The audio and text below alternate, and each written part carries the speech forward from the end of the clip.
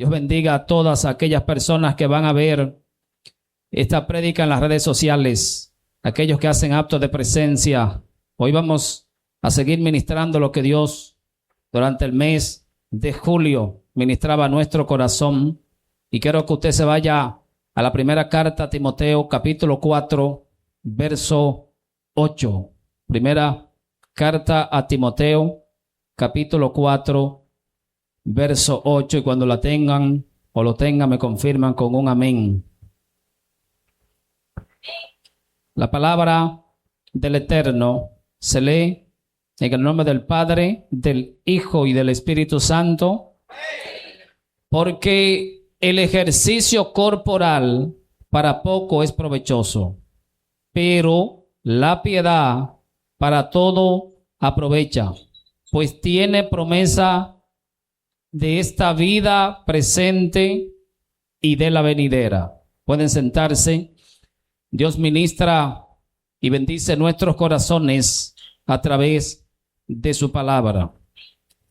El ser humano vive en constantes decisiones y podemos decir que la vida, en términos llanos, sencillos, se compone de decisiones. Todo es una decisión, sea una decisión consciente o una decisión inconsciente.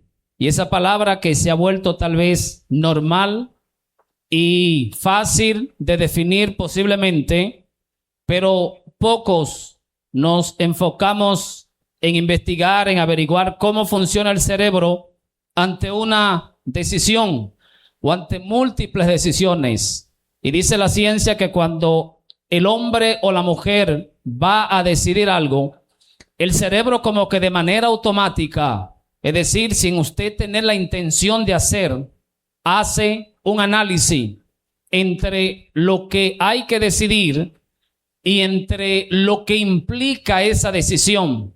Es como que el cerebro vive analizando, ¿valdrá la pena? Lo que me va a dar como resultado se corresponde con lo que voy a invertir. Eso también aplica en el ámbito de los negocios. Yo estoy seguro que usted nunca se va a emplear si cuando usted mira el horario, lo que le pagan es muy poco. O si cuando usted ve lo que implica el esfuerzo, la energía que hay que invertir, y usted cuando ve el valor monetario que no convence, usted posiblemente no acepte el trabajo. Y dice la neurociencia que hay unas regiones en el lóbulo frontal de la cabeza, y esas regiones corresponde a la corteza prefrontal ventromedial, que lo que analiza eso es en qué medida lo que voy a decidir me va a dar un beneficio satisfactorio. Pero no todo se queda ahí, sino que la ciencia ha llegado a una conclusión. El ser humano, cuando decide algo, y en el hipotético caso que no le convenga eso que el humano o que el hombre ha decidido, como que el cerebro comienza a justificar, le resta valor a la decisión que debió tomar y comienza a justificar lo que hizo, lo que decidió. La ciencia no se explica posiblemente el por qué el cerebro funciona de esa manera cuando hay una disonancia cognitiva. Entiéndase como disonancia cognitiva cuando usted hace algo y se le vuelve un mar interno. Cuando usted debió hacer algo y no lo hizo. Cuando debió analizar algo antes de y no lo analizó. El cerebro como que entra en una autodefensa y en vez de reconocer que no debió hacer tal cosa, que no debió decidir tal elección, valga el pleonasmo, como que el cerebro comienza a aconsejar, como que el cerebro comienza a tratar de que usted se sienta bien con la decisión que tomó. Y eso también se aplica en las universidades, se aplica en los estudios. Si usted no lo ha pasado, tal vez usted sea raro o yo sea raro si no me ha pasado. Es posible que usted en un examen no sacó la calificación que usted deseaba. Posiblemente sacó 70, sacó 75 o sacó 60. Pero en el hipotético caso que haya más personas que hayan sacado 30 o 40, el cerebro te va a consolar y te va a decir, pero hay personas que sacaron menos nota que tú. La mayoría quedó en ese rango, como que el cerebro busca en cierta forma justificar, analizar y llegar a que la persona que comete un error por una decisión, en vez de llevarla a la decisión correcta, o a que vuelva hacia atrás, como que el cerebro trata de que la persona pueda justificar la decisión que ha tomado. Por eso, todo el que se descarria, todo el que se va posiblemente de la iglesia y vuelve al mundo, comienza a justificar. Y la gente dice, me fui por causa del pastor. Otro dice, me fui porque este hermano hizo tal cosa. O me fui porque la iglesia no es ejemplo. El hombre como que en vez de reconocer el mal camino, como que intenta justificar de igual manera ese mal camino. Pero también la ciencia nos enseña un principio, un patrón que dice que un cuerpo no puede ubicar dos espacios a la misma vez o de manera simultánea. Se acepta que si usted está en un punto A, se puede desplazar hacia un punto B. El error o posiblemente lo imposible es que usted esté en A y B de manera simultánea. Pero ¿qué tal si intentamos extrapolar estos principios al plano de los espíritus? ¿Cómo decidimos ante dos verdades cuando lo eterno comienza a incursionar nuestras vidas? O para hacer la pregunta un poco más difícil, ¿cómo decidimos dos cosas que pertenezcan a Dios? Entre un punto A que pertenezca a Dios y un punto B que pertenezca a Dios, ¿cuál de los dos elegir? ¿Cuál de los dos decidir? Y Pablo, en este verso 8 de primera carta de Timoteo 4, está alentando a Timoteo. Está conduciendo a Timoteo para que Timoteo trate de escalar a una vida superior. Trate de encaminarse a una vida superior, y creo que nosotros también tenemos que aceptar ese consejo de Pablo. Por eso esta prédica yo la he titulado Lo bueno versus lo mejor. Y para seguir el hilo secuencial de todas las prédicas de este mes, en el primer domingo les hablé que hay una condición que tiene lo de Dios, condición que no depende de ti, condición que no depende de mí. Todos los parámetros de obediencia me someto o los rechazo todo. No puedo obedecer a Dios a mi manera. Usted no puede obedecer a Dios a su manera, porque hay una forma donde el Dios infinito ha establecido un patrón que todo aquel que se va a acercar a Él tiene que someterse a ese patrón. Por eso no hago lo espiritual antojadizamente, sino de acuerdo a la persona que regula lo espiritual. Pero una vez nos montamos en esta ola, seguimos la siguiente ola. En el segundo domingo vimos que ahora, aparte de Dios pedirte a ti y a mí verdades genéricas que aplica para todo el conglomerado de la iglesia, hay ciertas cosas específicas que son aplicativas para mí. De ahí viene la palabra subjetivo,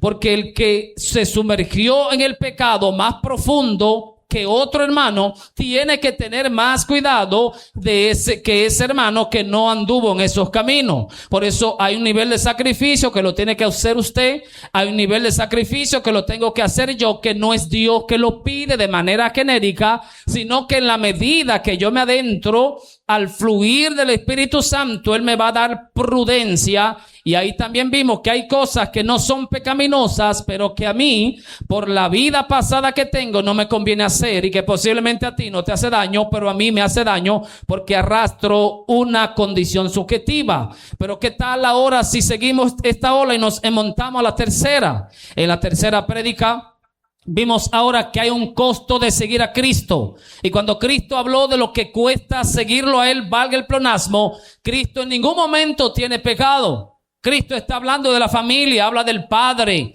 habla de la madre, habla del matrimonio, habla del trabajo. Cristo dice, en primera instancia, tiene que saber que en la primera prédica hay una condición que yo le exijo. En la segunda prédica, Cristo nos ministraba que hay una condición de pecado que yo arrastro y debo ser crítico y cuidadoso. En la tercera prédica, Cristo nos dijo ahora, deja a un lado la vida pecaminosa y céntrate en las cosas humanas que no son pecaminosas, pero te pueden absorber el tiempo que tiene que dedicarme a mí. Y tengo que tener la disposición, no la decisión, de abandonar a mi padre, de abandonar a mi madre, de abandonar a todo lo de la tierra con tal de obedecer. Repito, disposición, no decisión. Y lo que estoy diciendo es que tengo que tener la facultad de dejarlo si el Dios infinito me lo pide. Pero por el hecho de ser cristiano no puedo abandonar a mis seres querido. En esta cuarta ola, entonces, Pablo nos introduce, ahora hay dos realidades.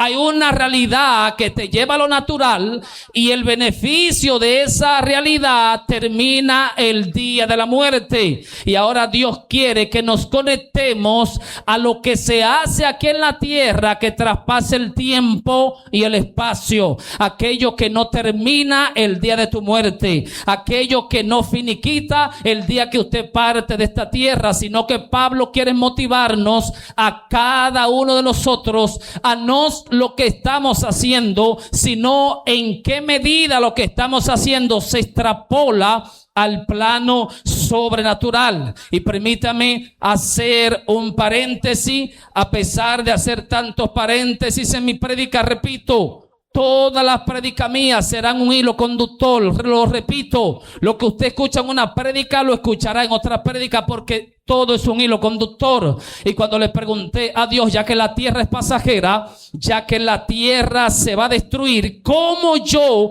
en un mundo finito, en un mundo pecador, trato de traer algo eterno? Y Dios me dijo, la única forma que la tierra se importantice es si en la tierra comienza a aplicar principios que no pertenecen a la tierra. La única forma de tú hacer algo en la tierra de los viviente, que cuando tú ya no estés en esta tierra, eso siga germinando, es cuando una semilla eterna se incrusta en la tierra, es cuando una verdad del cielo se incrusta en la tierra. Y el Eterno me decía, en la medida que la eternidad del cielo visita la tierra, el propósito del cielo es darle eternidad a eso que visitó. Por eso, si tú quieres eternamente ser recordado en el más allá, te tengo la solución, te tengo la respuesta. Mete a Dios en tu vida. Si yo quiero no quedar en el olvido, sino que mi vida se remonte al más allá,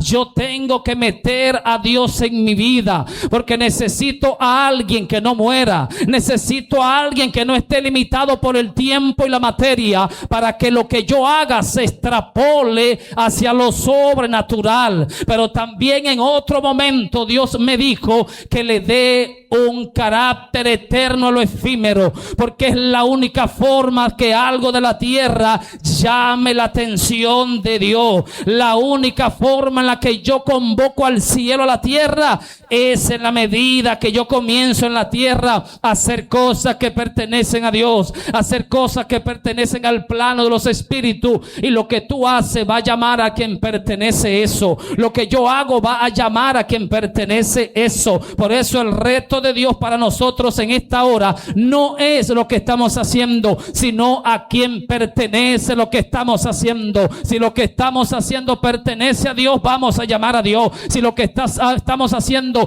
pertenece al diablo y Satanás, vamos a llamarlo a él. Pero si lo que estamos haciendo pertenece a la tierra, vas a llamar a la tierra. La pregunta que Dios nos hace en esta hora: ¿estamos haciendo lo bueno o estamos haciendo lo mejor? Y Pablo entonces sigue el ejemplo o este consejo a Timoteo y le dice que el ejercicio corporal para poco es provechoso. Y cuando Pablo dice que el ejercicio corporal para poco es provechoso, él sigue diciendo que la piedad beneficia mucho más allá. Pero antes de entrar en detalle a lo que Pablo posiblemente le comunicó a Timoteo, permíteme hacer un paréntesis. Desde Génesis hasta Apocalipsis, la Biblia habla de una sola verdad. Toda la Biblia es como un hilo que está estableciendo y entretejiendo esa realidad. En un momento se pinta de una manera, en otro momento se establece de otra manera. Pero siempre hay un hilo conductor para que la iglesia entienda, para que el mundo entienda, para que nosotros podamos entender. Y la Biblia desde Génesis hasta Apocalipsis habla de dos decisiones. habla de dos verdades. En el libro de Génesis vemos el árbol de la ciencia versus el árbol de la vida, según Génesis 2:9 y Génesis 3:6. Lo que radica aquí es que una cosa es la vida de Dios y otra cosa es la vida de la tierra. Vemos en Génesis 4:3-5 Abel versus Caín. Vemos en Génesis 16 Ismael versus Isaac. Vemos a Génesis 25:29 Esaú versus Jacob. Vemos en Éxodo 16 Egipto versus Canaán. Vemos a 1 de Samuel 13:13 Saúl versus David. Vemos a Lucas 10:38 Marta versus María. Vemos a Mateo 19:16 el joven rico versus los discípulos. Vemos en Gálatas 5:16 la carne versus el espíritu. Vemos en 2 de Corintios 4:18 lo invisible versus lo visible.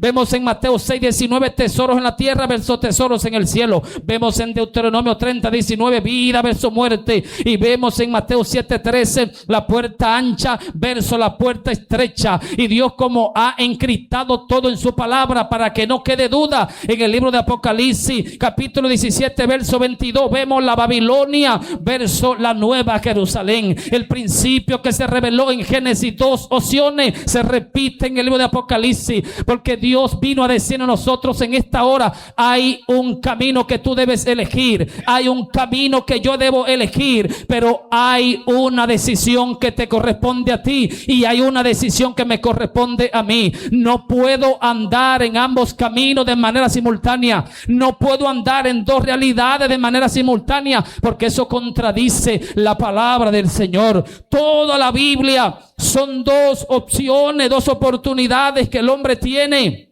Y nosotros tenemos que someternos al orden que Dios ha establecido en su palabra. Y por eso es que Pablo aquí aconseja ahora a Timoteo, y en esta noche, en esta hora, cada uno de nosotros, al decir: porque el ejercicio corporal para poco es provechoso, pero la piedad para todo aprovecha, pues tiene promesa de esta vida presente y de la venidera. Quisiera en primer lugar aclarar lo siguiente: la palabra bueno hace alusión a lo que es competente para lo que tú quieras alcanzar. Me explico. Si yo quiero ser abogado, ¿qué tengo que estudiar? Derecho. La licenciatura en Derecho es bueno para lo que yo voy a alcanzar. Si yo quiero ser maestro, ¿qué debo estudiar? Licenciatura en Educación. Lo primero, la palabra bueno es porque me va a permitir lograr lo que quiero alcanzar. Y Pablo, ¿qué dice? El ejercicio corporal es bueno. ¿Por qué? Porque me va a definir el cuerpo, porque me va a dar lo que yo quiero alcanzar o lo que yo quiero buscar. Y Pablo dice: eso es bueno, pero hay algo mejor. La gramática de la lengua española dice que para tú usar la palabra mejor no la puedes usar sola, porque la palabra mejor es una comparación. Esa palabra habla de comparación. Cada vez que usted va a hacer uso del término mejor, es porque se mencionó algo, y producto de eso que se mencionó, tú quieres mencionar algo que lo sobrepasa y usa el término mejor. Por eso, por ejemplo, yo puedo decir: yo me casé con la mejor mujer de Neiva, porque las demás son buenas, pero ella es mejor. Lo que Pablo está intentando comunicar es que lo que sirve de comparación no es malo, sino que lo que tú estás dando de referencia sobrepasa el nivel de valor, sobrepasa el sacrificio. Y Pablo dice: es bueno hacer ejercicio, es bueno ejercitar el cuerpo, pero cuando Cristo venga a buscarte, Él no te va a pedir cuántos ejercicios hiciste, ni va a mirar que tenga cuerpo de guitarra. Lo que te va a salvar es si la sangre de Cristo está sobre ti o si la sangre de Cristo está sobre mí. Pablo no está minimizando el hacer ejercicio. Pablo no está minimizando lo natural. No. Pablo está diciendo: hay una verdad a la que tú debes escalar. Hay una verdad a la que tú te debes enfocar. Hay una verdad a la que tú debes prestar atención. Entonces Pablo usa el ejercicio corporal porque le conviene a la salud, y el ejercicio corporal nos conviene a todos nosotros. Y Pablo dice: porque el ejercicio corporal para poco. ¿Por qué para poco? Porque no logra lo que está buscando. No, porque cuando se compara con el beneficio de la piedad, cuando se compara con el valor del evangelio, nada sobrepasa ese valor. Por eso vemos en la Biblia donde Abraham estuvo dispuesto a dejar a su parentela, a su familia. ¿Por qué? Para seguir al invisible. Moisés, un hombre que se había preparado en la cultura egipcia, tal vez la potencia de ese tiempo, él estuvo dispuesto a ser martirizado, él estuvo dispuesto a ser perseguido porque se le reveló el Dios que es incontenible. Ellos estuvieron dispuestos a dejar todo, y tenemos en el Nuevo Testamento a Pablo, un hombre que se alejó de su vida, un hombre que se alejó de sus bienestares humanamente hablando, porque a él se le reveló el Dios que todo lo puede. Pero también tenemos los discípulos, ellos con solo Cristo decirles ven, sígueme, ellos estuvieron dispuestos a seguir al maestro. Y creo que lo que algo nos falta a nosotros como iglesia no es el mandato, es escuchar al Dios vivo dándonos el mandato, porque estamos cansados los pastores de decir a la gente lo que tiene que hacer. La iglesia está cansada de decirle a la otra iglesia lo que tiene que hacer. Los evangelistas estamos cansados de decir a la gente lo que tiene que hacer. La iglesia está cansada de decir a la gente que está allá afuera lo que tiene que hacer. Y creo que lo que la iglesia necesita es tener un encuentro directo con el Cristo resucitado, porque cuando Él se te aparece y te dice lo que tú tienes que hacer, aunque tú no quieras tendrás que hacerlo, aunque tú no quieras tendrás que seguirlo, porque Él te da la fuerza para seguirlo. Lo que pasa es que no tenemos poder en nuestros labios y por ende estamos articulando algo espiritual, pero el poder de lo espiritual no nos está acompañando. Pero esa gente tuvieron un encuentro no con algo respecto a Dios, sino con el Dios de ese algo, y ellos estuvieron dispuestos a seguir firme el llamado del Señor. Necesitamos tener esa experiencia, necesitamos llegar a ese nivel. Y hemos caído a un extremo tan mal que la iglesia y todos tenemos que revisarnos. Y creo que la pregunta que tenemos que hacernos en esta hora: ¿por cuál camino estamos? ¿Por lo bueno o por lo mejor? Y si estudiamos la cultura y la historia, posiblemente podamos entender mejor a qué Pablo se refiere. Según los estudiosos de la Biblia, dice que cuando Pablo habla del ejercicio corporal, está usando el término gimnasia. Gimnasia. El problema es que gimnasia en ese tiempo no era lo que es ahora. Un gimnasio ahora es un lugar para entrenar el cuerpo. En los tiempos de Pablo, gimnasia o gimnasio era una institución importante en muchas ciudades griegas y helenizadas. No era solamente un lugar para hacer ejercicio. En el gimnasio la gente se capacitaba a nivel de educación.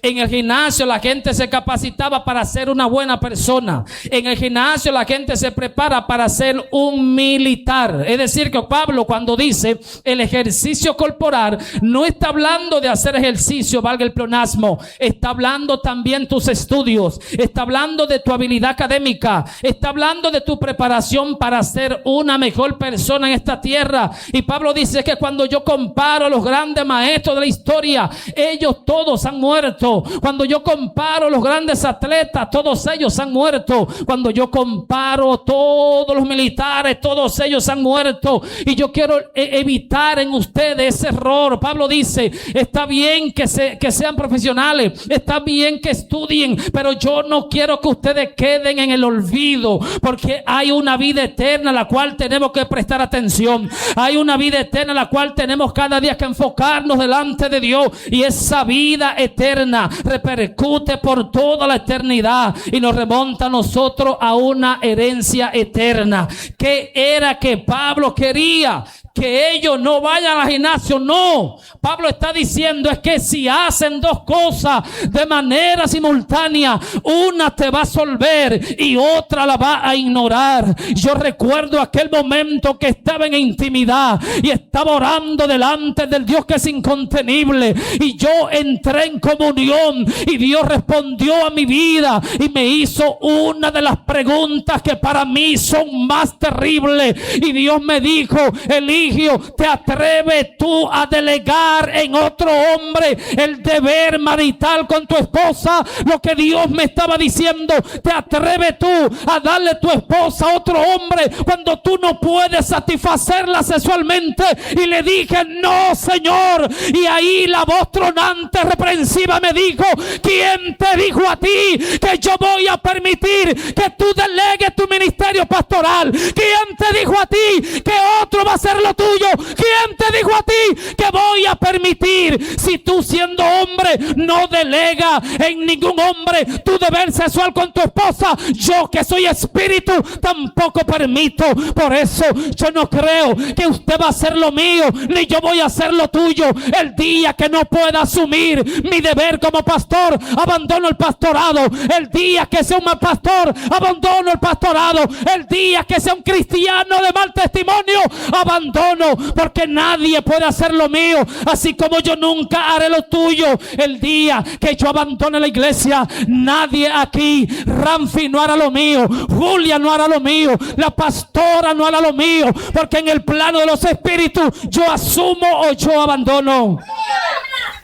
Cuando entendamos que lo de Dios no se delega, cuando entendamos que lo de Dios se hace o yo me quito para que otro lo haga de acuerdo al orden, ahí es que se va a saber si yo soy o no soy. Porque es que cualquiera sigue a Dios de lejos, cualquiera sigue a Dios escondida, pero Dios no quiere claro en su palabra. Y Pablo quiere impartir en Timoteo esa gran enseñanza. Debes atender lo espiritual. Y por eso Pablo dice, el ejercicio corporal para poco es provechoso, pero la piedad para todo aprovecha, pues tiene promesa en esta vida presente y la venidera. Pero de igual manera, Pablo ahora asume un reto. Pablo dice, no te enfoques en el alcance de lo mejor, no te enfoques en que lo mejor traspase el tiempo. Pablo ahora nos hace un gran reto y él dice, si para lo insignificante yo me estoy sacrificando, Pablo dice, ¿por qué no te sacrifica para lo eterno? Si me levanto a las 5 de la mañana a correr, Pablo dice, ¿por qué no me levanto a las 5 de la mañana a orar? Si yo hago ejercicio, troto en la tarde o en una bicicleta o caminando en el gimnasio, Pablo dice, si dedico de 4 a 6 en el gimnasio porque mi cuerpo se pone bello, hermoso, elegante, Pablo dice, hay algo que traspasa tu tiempo, hay algo que traspasa tu visión. Y Pablo te dice, es que tú estás dándole importancia a lo terrenal. Y Pablo dice, si trabajo de 8 a 4, ¿por qué no hago un ayuno de 8 a 4? Si un hijo mío se enferma y lo llevo al hospital porque va a mejorar, Pablo dice, ¿por qué no estoy dispuesto a hacer ese sacrificio? Pablo está diciendo, sigues haciendo ejercicio, sigue haciendo lo natural, pero ahora si yo te pregunto por lo espiritual, ¿cómo estamos? ¿Cómo estamos? Pablo, a través de esta verdad, nos está llevando a un fuerte mensaje de reprensión, donde muchas veces para lo natural, sí, yo tengo un negocio, ok, qué bien, yo soy barbero, me quedo de pie mientras estoy recortando, pero en la iglesia, cuando hay un momento de adoración, no puedo estar de pie. Puedo estar de pie para obtener dinero, pero no para glorificar al Dios que me dio la vida. Pablo dice, yo puedo llegar al banco y no importa que tenga una muleta y puedo durar 2 horas en la fila haciendo haciendo el turno. Y Pablo dice, ¿cómo tú te crees que para el Dios infinito tú no vas a dedicarle tiempo? Es que la iglesia no valora al Dios infinito, es que no sabemos cuál es el Dios que servimos. Y Pablo nos reta en esta hora a que le demos a Dios el valor que le damos a lo natural. ¿Cuándo fue la última vez que nos metimos en el secreto con Dios? ¿Quién sabe? ¿Cuándo fue la última vez que tuviste relaciones sexuales con tu esposo o con tu esposa? Porque le dedicamos más tiempo a lo natural. Y Pablo nos está retando. Si lo natural para ti te da un buen gusto, el día de tu muerte todo terminó. Te tengo una buena información. Hay algo que traspase el tiempo. Enfócate en eso porque es lo más precioso. Pero también si leemos el contexto inmediato, podemos entender mejor a Pablo. Por eso permítame leer a partir del verso 1. Dice Pablo, pero el Espíritu dice claramente que en los postreros días algunos apostatarán de la fe, enseñando espíritu engañador y doctrina de demonios, por hipocresía, de mentirosos, que teniendo cauterizada la conciencia prohibirán casarse, mandarán abstenerse de alimentos que Dios creó, para que con acción de gracia participen de ella los creyentes y los que han conocido la verdad. Porque todo lo que Dios creó es bueno y nada de desecharse si se toma con acción de gracia, porque por la palabra de Dios, por la oración es santificado. Versículo 6. Si esto enseña, ¿si enseña qué? Lo que le acabo de decir. Sigue Pablo. Serás buen ministro de Jesucristo, nutrido con palabras de fe y de buena doctrina que has seguido. Desecha las fábulas profanas y de vieja. Ejercítate para la piedad, porque el ejercicio corporal para poco es provechoso. Si usted estuvo atento al verso 1, al verso 2, al verso 3, al verso 4, al verso 5 y al verso 6, Pablo sigue un mismo hilo conductor de una información. Tiene que haber con señales de último tiempo y lo que le corresponde a Timoteo hacer al respecto. En este versículo 8 como que hace una pausa. ¿Qué tiene que ver el ejercicio corporal con este consejo de estar pendiente a los últimos tiempos? Y sigue el verso 9, palabra fiel es esta, y digna de ser recibida por todo, que por este mismo trabajamos y sufrimos oprobio, porque esperamos al Dios viviente, que es el Salvador de todos los hombres, mayormente de los que creen. Versículo 11, esto manda y enseña. Ninguno tenga en poco tu juventud, sino ese ejemplo. Si usted estuvo atento, aparentemente ejercítate para la piedad, poniendo por encima el ejercicio corporal, es un texto fuera de contexto. No, Pablo tiene una intención. Y Pablo dice, en los postreros días habrán dos características: gente contradeciendo la Biblia, gente hablando de parte de Dios, negando la Biblia. Los que antes habían experimentado a Dios lo van a negar. Es un bando de ese extremo. Y Pablo dice, en el otro extremo estarán los cristianos sumergidos en cosas naturales. Posiblemente no están en pecado, pero están inmersos en la política. Posiblemente no están en pecado, pero están yendo al gimnasio. Posiblemente no están en pecado, pero están estudiando. Posiblemente no están en pecado, pero están trabajando en el día a día. Y Pablo dice, hay dos extremos, Timoteo. En el primer extremo estará la gente hablando de doctrina de demonios. Y si usted está en las redes sociales, usted sabe de qué estoy hablando. Lo que se está viviendo ahora da vergüenza. Mientras en el otro bando, Pablo dice, hay gente que no estarán en la doctrina de los demonios, pero van a descuidar lo espiritual. Serán cada día más profesionales, serán cada día mejores maestros. Y Pablo dice, producto de esto, se va a descuidar lo espiritual, se va a descuidar el buen testimonio, se va a descuidar aquellos que están imitando a Cristo en la tierra. Y Pablo quiere librarnos a nosotros de ese rol.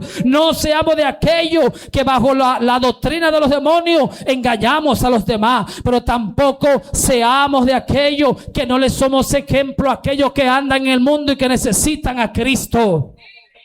Y en el 11 Pablo dice, esto manda y enseña, ninguno tenga en poco tu juventud, sino ese ejemplo de los creyentes.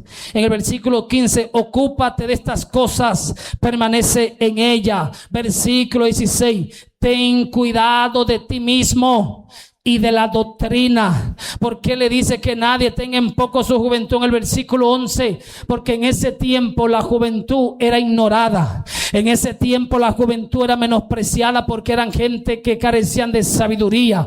Y Pablo le está diciendo, en esa generación donde los jóvenes no son tomados en cuenta, vive de una manera tan ejemplar que el que te vea a ti pueda decir que tú realmente eres distinto en esa generación. Que el que te vea a ti diga, tú eres un joven que no pertenece a este tiempo. De igual manera, en este mundo donde la gente está enfocada en trabajar, donde la gente esté enfocada en estudiar, donde la gente esté enfocada en hacer ejercicio, donde la gente esté enfocada en ser un mejor ser humano o una mejor persona, hay gente que también están tirando de rodillas, orando al Dios infinito. Hay gente que se están consumiendo en el altar, y que lo sepan de iba entero quiero, y que lo sepa la iglesia Lolan Mercader, y que lo sepa todo el universo, voy a morir hablándole a la gente de Cristo Jesús. Voy a morir hablándole a la gente que Cristo viene. El que quiera ignorar, que ignore. El que quiera prestar atención, que preste atención, porque para mí el evangelio no es una opción. El Dios que me ha visitado me ha dominado. El Dios que me ha visitado me ha enamorado, y quiero que en el último día yo pueda partir de esta tierra hablando de ese Dios que salva, hablando de ese Dios que redime, hablando de ese Dios que sostiene. Pero ¿cómo tú vas a convencer al que está allá afuera cuando tú eres firme? Eres político, sí, está bien, pero cuando tienes que ir a la iglesia, está ahí en la primera fila, haces ejercicio, sí, pero no te comprometes, porque el día que hay culto no hace ejercicio. Tiene un trabajo, sí, pero está en la iglesia. Tiene un empleo personal, administra tu finanza, pero cuando llega las 6 tú cierras. La única forma en la que tú convences al que está allá afuera que siga al que te salvó es cuando tú tienes fuerza para abandonar lo natural. Es que aunque te vean enfermo, te vean orando, aunque te vean sin dinero, te vean en la iglesia, aunque te vean sin ropa, te vean en la iglesia.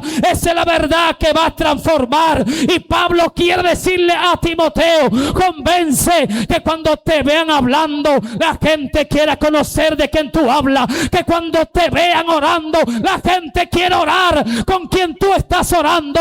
Que cuando te vean hablando de Él, la gente diga: yo quiero ese Cristo, yo quiero ese Dios, porque tú lo vives, tú lo experimentas, y tú cada día te pareces a Él. Pero imagínese un evangelio donde usted habla de Dios y usted no habla de Dios de qué, o usted no habla con Él, ¿cómo va a convencer al otro? Un evangelio donde los cristianos andamos feos o andamos así descuidados, ¿cómo vamos a convencer al otro? No, la única forma de usted convencer al otro es cuando usted se entrega por completo. Es cuando yo me entrego por completo, y que los demás puedan ver a través de mi disposición el nivel de entrega que yo tengo, y los convenza a ellos. La idea de Pablo en resumen es: si reconocemos el valor de la disciplina y obtenemos un beneficio temporal, ¿cuánto más deberemos comprender el valor de la disciplina de la piedad, ya que traspasa lo terrenal y nos remonta allá? Por eso Pablo no está sustituyendo una cosa por otra, no. Pablo dice: es difícil mantenerte en ambas. Es difícil mantenerte en ambas. Por eso me agrada mucho la respuesta de Charles Spurgeon, ese príncipe de los predicadores, la reina de Escocia, o la reina de Inglaterra, perdón. En un momento le dijo Charles Spurgeon: yo quiero que tú pertenezcas a mi gabinete presidencial. Y Charles Spurgeon dijo: dame unos días para pensar, dame unos días para reflexionar, porque Charles Spurgeon movía masa, y ella posiblemente veía como una opción el pastorado de él para buscar votos. Y después que pasa como una semana, Charles Spurgeon se presenta a la reina de Inglaterra y le dice: gracias, mi señoría, por darme tan grato honor de representar a mi país y de estar cerca de tu equipo político o tu equipo alto. La reina de Inglaterra pensó que él le iba a decir que sí, y después que él le dijo esto, le dijo: pero yo tengo un llamado pastoral.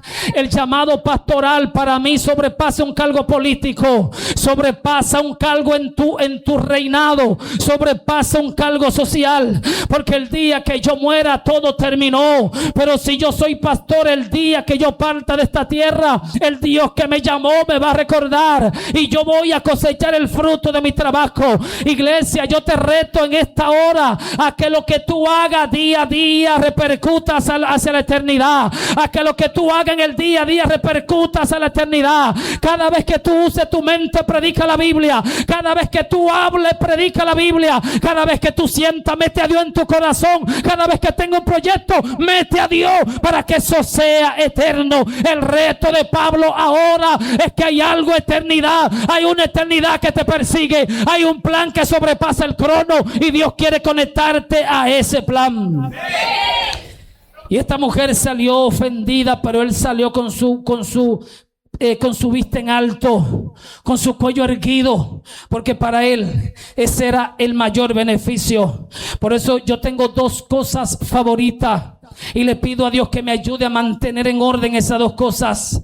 Para mí, lo favorito mío es hablar con Dios, y luego de hablar con Dios, mi segunda cosa favorita es hablar de Él.